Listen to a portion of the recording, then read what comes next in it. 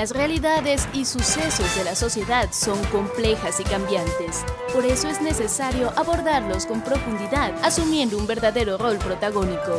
Sucesos que permiten realizar un análisis de los actores y de los escenarios que forman parte de la coyuntura.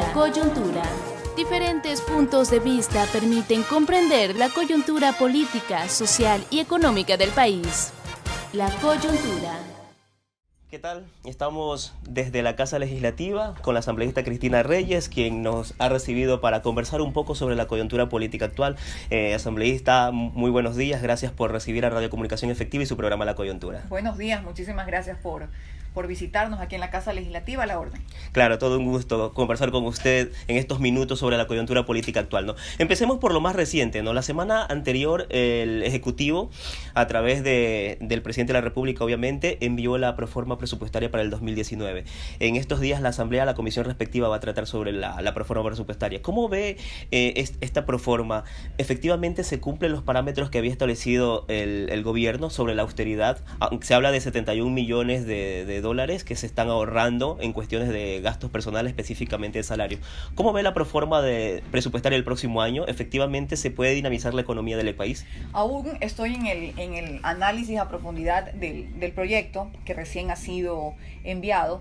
Lo interesante es también ver que se pone un precio del barril del dólar un poco más elevado al anterior año, que sabemos los precios habían caído. Sí. Esto también un poco con la posibilidad de que los precios del barril de petróleo pudieran aumentar por un tema internacional. Se fija también, aunque es insuficiente, un monto para el pago de la deuda que se mantiene con el Seguro Social. Por supuesto. Me parece también interesante que se fija algún valor, aunque considero no es suficiente, para el tema de las bonificaciones jubilares. ¿Qué tanto se va a dejar de pagar en gasto corriente innecesario? Eso tendría la proforma ya a profundidad que analizarlo. Por otro lado también, creo que el país está a la espera de que haya una mayor inversión en vista de los esfuerzos que está haciendo el gobierno. Todos esperamos eso. Por hacer reajustes, por hacer algunos incentivos, porque claramente con esa inversión, esa generación de actividad privada, eso va a repercutir en la generación de empleo productivo y demás. Todavía hay un déficit que no se logra, si bien es menor al del año pasado, que no se logra entender cómo se lo va a cubrir.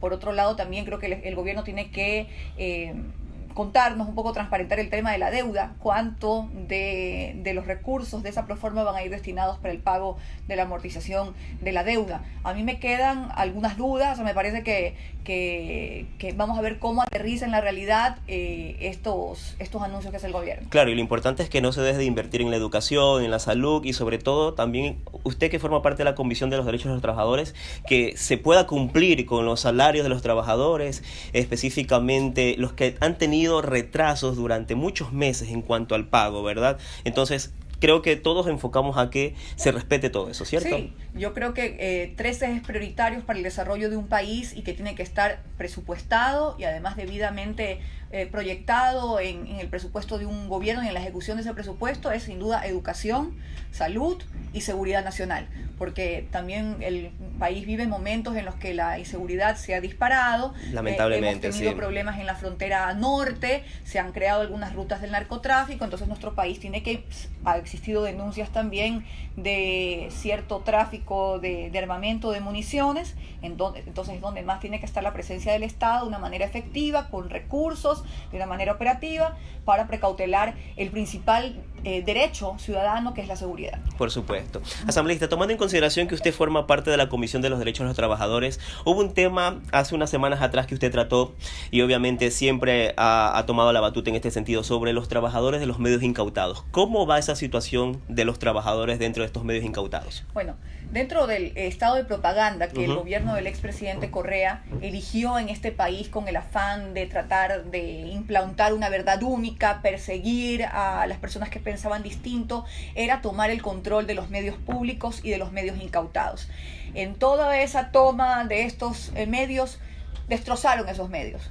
quebraron esos medios. No solamente ahora hay auditorías que reflejan el pago excesivo de algunos salarios, sino también el despilfarro que se hizo con los recursos públicos. Esto repercutió seriamente en la situación laboral de los trabajadores. Tuvimos denuncias de algunos medios incautados como Gama TV, Cable que quebró y cerró, radios incautadas en las que se les debía hasta 3 remuneraciones a los trabajadores y más de 36 meses de mora patronal, haciéndoles a ellos los descuentos mes a mes.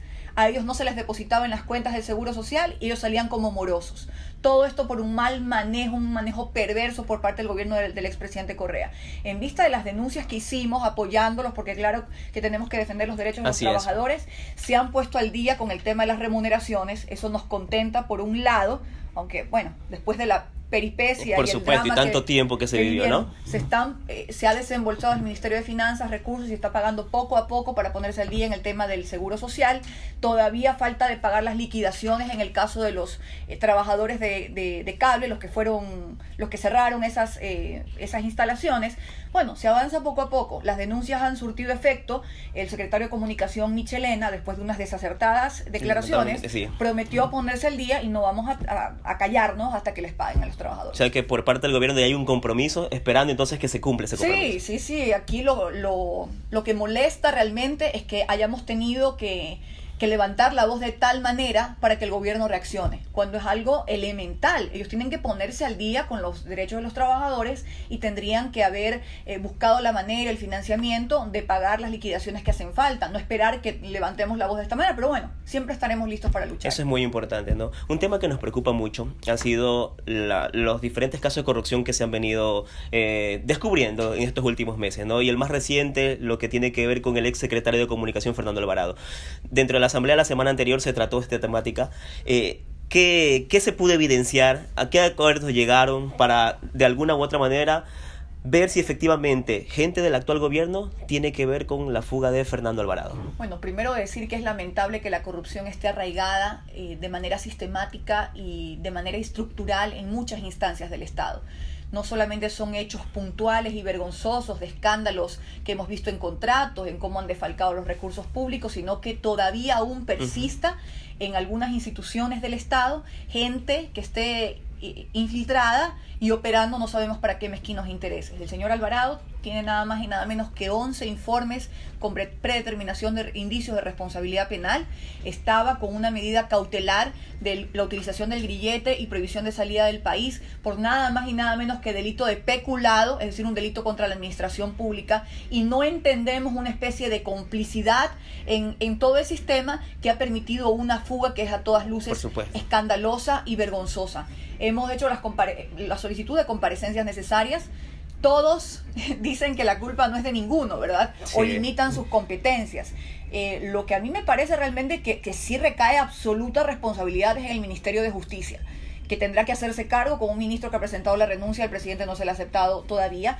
En el ECU 911 nos dicen de que el monitoreo estaba, pero bajo la vigilancia de los funcionarios del Ministerio de Justicia. Entonces también nos da a entender que hay una deficiencia en el sistema porque no están las cosas interconectadas. Por supuesto, como tiene que ser, ¿no? Y por otro lado, ¿por qué la justicia opera de manera tan lenta? Nosotros somos muy respetuosos de la independencia de la justicia. Es discrecionalidad de un juez el optar por una medida privativa de libertad o por otra medida cautelar. Pero ¿cómo es posible que a un pillo de esta naturaleza, que ahora es el Chapo Guzmán criollo, se le haya otorgado una medida tan flojita como lo es la utilización de un grillete, que también está con indicios, esa contratación de grilletes de temas de corrupción? ¿Por qué no se instauró una medida privativa de libertad desde el comienzo? Entonces, es una serie de errores, una cadena de errores que hoy la Asamblea tendrá dentro de sus competencias que dilucidar si vamos a ir hacia un juicio político o qué acciones de fiscalización vamos a tomar.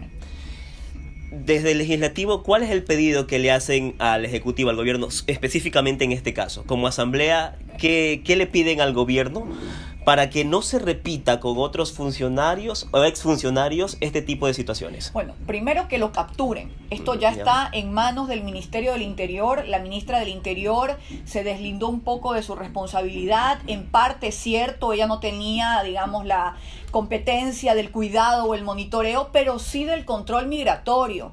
Y Fernando Alvarado, por alguna rendija o por ellos dicen que no por las fronteras oficiales o evidentemente un un delincuente de esta naturaleza iba a burlar las seguridades, pero ahora dentro de la competencia del Ministerio del Interior está capturar a este delincuente. Ya se ha emitido una alerta de difusión roja en su captura, y yo creo que es responsabilidad del gobierno capturar a este individuo para que venga a enfrentar a la justicia. Y por otro lado, una recomendación, siendo respetuosa de la independencia de funciones, pero los jueces deben dejarse esa alcahuetería de otorgar medidas cautelares tan flojitas a delincuentes de esta calaña. Muy bien, asambleísta. Estamos prácticamente llegando a la parte final de este 2018, ¿no? Quedan 2 meses. En estos 2 meses, ¿cuál es la agenda legislativa? ¿Cuáles son las leyes prioritarias que se van a tratar en el legislativo? Sí, bien. Este año ha estado, y el anterior también, sobre todo este año, ha estado matizado por hechos que han estremecido a la opinión pública. Tenemos un vicepresidente que está en la cárcel, tenemos hechos de corrupción que se han destapado, desde la destitución de un fiscal general, un contralor prófugo, un presidente de la Asamblea Nacional. Ese tipo de cosas, de alguna manera, escándalos de corrupción en la propia Asamblea, ¿cómo no mencionarlo? Sí, porque eso también ha debilitado las de la coimas, de alguna manera la imagen institucional. Pero esto nos hace reflexionar de que tenemos que ir hacia un proceso de depuración profunda, que tenemos que rescatar nuevamente los valores nacionales, esos valores arraigados a nuestra gente sencilla, de trabajo, de esfuerzo, de honestidad, de honorabilidad de las instituciones. Por otro lado, usted me pregunta la agenda legislativa. Sí hemos tenido algunos temas importantes y positivos que, claro, se diluyen. Sí, exacto. Una reforma a la Ley Orgánica de Educación Superior que ha desmontado el aparataje centralista. Se está discutiendo el Código de Salud ahora mismo. Estamos en algunas reformas importantes en el Código de Trabajo, porque lo interesante es que se brinden nuevas modalidades contractuales. Aprobamos una ley de fomento a la producción, que ojalá que podamos verlo en el próximo año. Entonces, bueno, hay una agenda legislativa, hay algunas leyes anticorrupción que tenemos la obligación de aprobarlas. Y ahora con mucha más razón, exacto. Y ahora con mucha más razón en vista de la coyuntura. Esperemos también que las elecciones seccionales que se vienen, que están ya a vísperas, no disminuyan el trabajo que la Asamblea tiene que hacer. Algunos legisladores se irán a aspirar a otros cargos de elección popular, claro, pero la Asamblea no debe olvidarse de ese norte, de seguir continuar legislando en función de los ciudadanos y fiscalizando los actos de corrupción. Dentro de las leyes que se están tratando en la Asamblea está la ley de comunicación, las reformas a la ley de comunicación. ¿Cómo va ese asunto de las reformas a la ley de comunicación? Creo que ya va a un segundo debate, ¿verdad? Sí, usted ha mencionado un aspecto bastante interesante y también de desmontaje de ese sistema perverso, autoritario y de control que implementó el correísmo, la ley de comunicación, que fue un instrumento de censura, de justamente intentar callar los hechos de corrupción del gobierno anterior. Está ya para un segundo debate. El primer informe no satisface a todo el mundo, sin embargo, por supuesto, claro, hay algunos desmontajes interesantes. Se elimina a la Supercom, definitivamente no va. Definitivamente se elimina esta entidad de control, este policía que perseguía los medios de comunicación.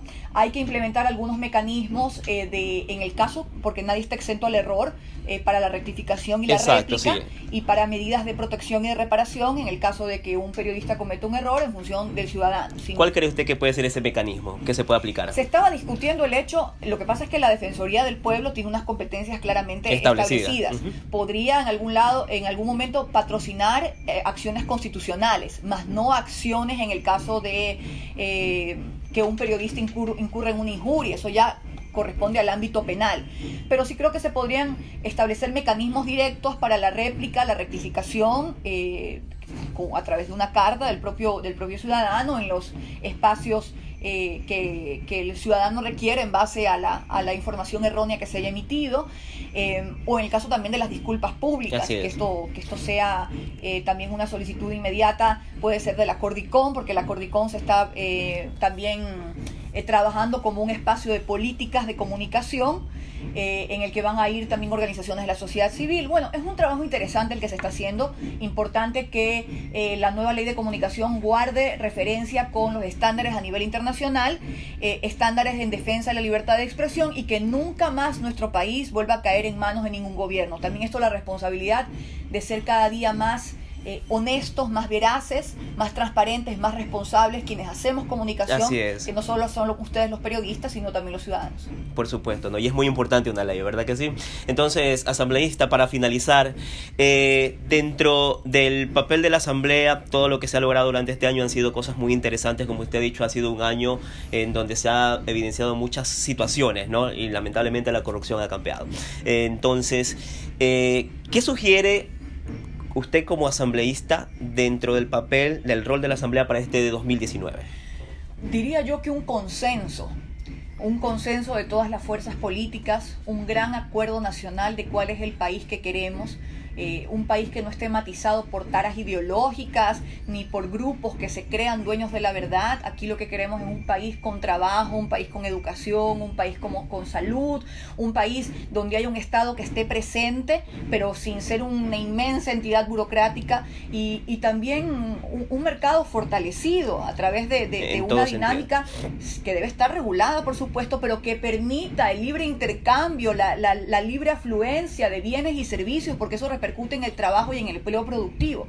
Para eso tenemos que ponernos todos de acuerdo, todos sentarnos a conversar, que esos diálogos que planteó el presidente en una instancia, pues no sean cerrados. También yo creo que hay una serie de personas que han venido de un proceso anterior que le hizo tanto daño al país, que tienen que ya dar un paso al costado.